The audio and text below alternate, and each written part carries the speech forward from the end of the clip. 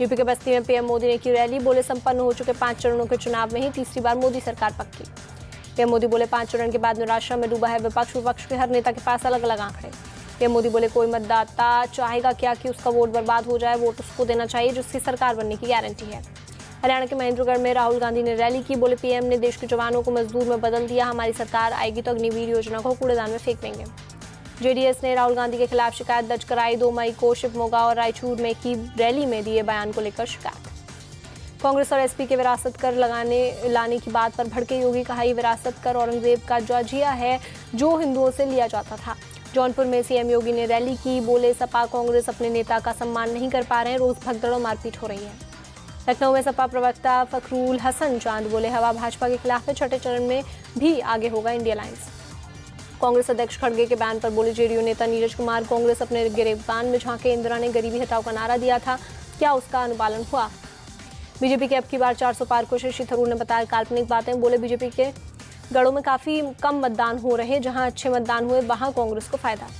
करनाल में बोले रक्षा मंत्री राजनाथ सिंह, विपक्ष कह रहा है कि मोदी को 400 सीट मिलने पर लोकतंत्र खतरे में पड़ जाएगा, लेकिन इंदिरा चुनाव हारी तो उन्हें इमरजेंसी लगाकर लोकतंत्र का गला घोटा था। यूपी के डिप्टी सीएम ब्रजेश पाठक का बयान, बोले छठे चरण के चुनाव में बीजेपी सभी सीट जीतेगी, बीजेपी यूपी में 80 की 80 सीट जीतने जा रही है। वाराणसी से कांग्रेस उम्मीदवार अजय राय बोले वाराणसी में हार रही बीजेपी, अगर हार नहीं रहे होते तो क्या पीएम मोदी रात में वाराणसी में रुकते। यूपी के डिप्टी सीएम केशव मौर्य बोले जब भी कांग्रेस सरकार रही उन पर बड़े बड़े भ्रष्टाचार और घोटालों के लगे आरोप, 10 साल की सरकार पर पीएम मोदी पर एक भी आरोप नहीं।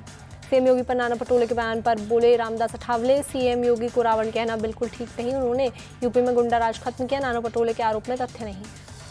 भोजपुरी सिंगर पवन सिंह को बीजेपी ने पार्टी से निष्कासित किया, एनडीए प्रत्याशी के खिलाफ निर्दलीय चुनाव लड़ने पर पार्टी ने निकाला।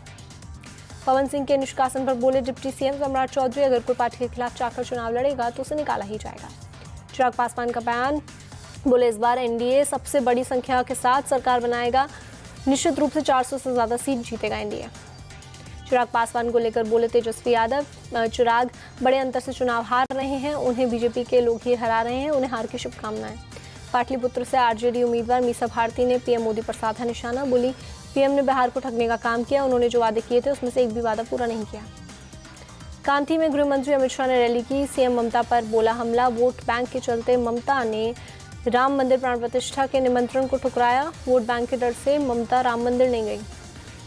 अहमदाबाद में कांग्रेस महासचिव मुकुल वासनिक का बयान, बोले हर जगह देखी जा सकती है परिवर्तन की लहर, गुजरात में 10 से ज्यादा सीटें जीतने का किया दावा।